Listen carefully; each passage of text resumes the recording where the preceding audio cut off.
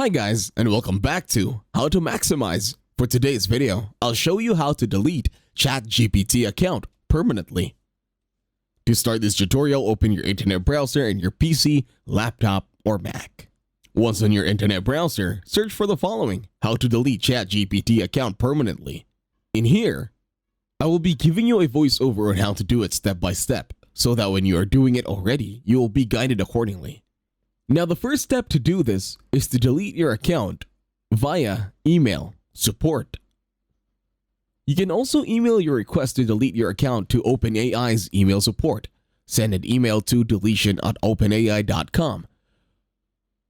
So let's do that exactly. Let's go to our email, go to deletion@openai.com. Let's copy this URL or this domain over here, and then let's put that as our receiver over at the email. And then for the subject, let's type in here or copy account deletion request. And then for the body of the email, all you have to do is put in, "Please delete my account." Once done, again, the idea is to put in the receiver, the subject, and the body.